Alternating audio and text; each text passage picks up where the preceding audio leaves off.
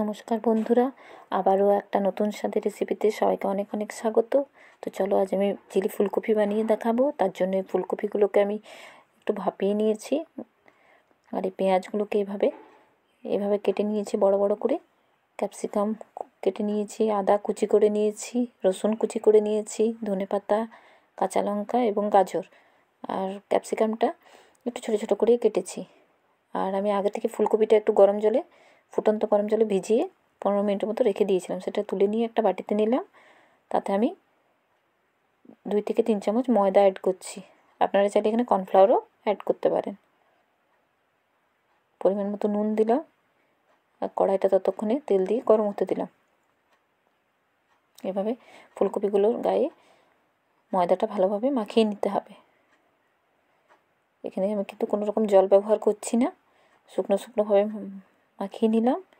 এরপর আমি তেলটা গরম হয়ে গেছে, একটা একটা করে ফুলকপি সব দিয়ে ভালোভাবে ভেজে নেব। সব ফুলকপিগুলো দিয়ে দিচ্ছি, লাল লাল করে ভেজে নিতে হবে।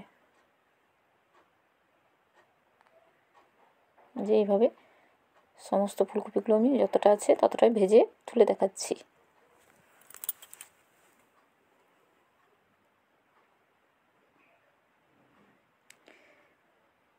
এবার আমি এগুলোকে তুলে নেব। আর এইভাবে আমি সমস্ত ফুলকপিটাকে ভেজে তারপর দেখাচ্ছি। তেলটা ঝরিয়ে ঝরিয়ে একটু তুলে নিতে হবে। এই যে, এরপর কড়াইটা আবারও গরম হতে দিয়েছি, তেল দিয়ে দিয়েছি খানিকটা।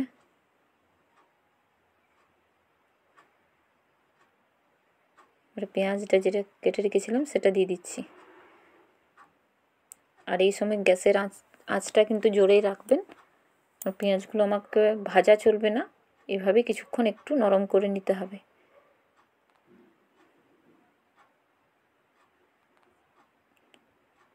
পেঁয়াজটা একটু নরম হয়ে গেছে, ততক্ষণে আমি আবার একটু নেড়ে দেখে নিলাম। এরপর আমি একে একে রসুন কুচিটা দিয়ে দিলাম, আদা কুচি, লঙ্কা কুচি, ঝাল আপনারা যে যেমন পছন্দ করেন সেই অনুযায়ী দেবেন। দিয়ে আবারও ভালোভাবে মিশিয়ে নিচ্ছি।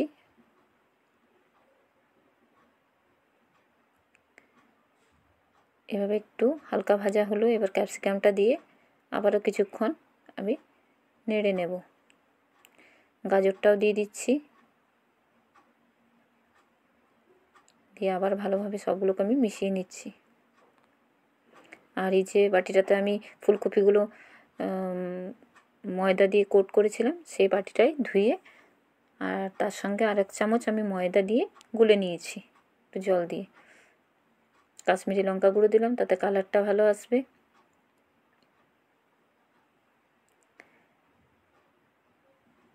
সোয়া সস 2 থেকে 3 চামচ দিলাম। এই যে সয়া সস দিলাম। এবার টমেটো কেচাপ দিলাম 4 চামচের মতো। দিয়ে এবার ভালোভাবে আমি মিশিয়ে নেব। মেশাতেই সবজিগুলো প্রায় সেদ্ধ হয়ে যাবে অর্ধেক। এই যে অনেকটা কমে গেছে, দেখুন সবজিগুলো প্রায় অনেকটাই সেদ্ধ হয়েও গেছে। এরপর এই যে বাটিটায় আমি গুলে রেখেছিলাম ময়দাটা, সেটা দিয়ে দিচ্ছি।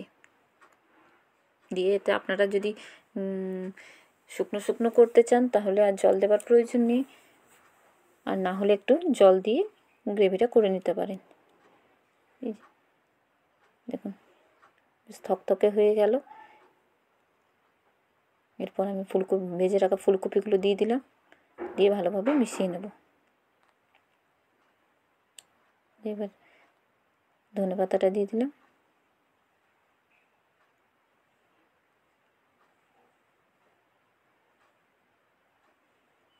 দিয়ে আমি ভালোভাবে মিশিয়ে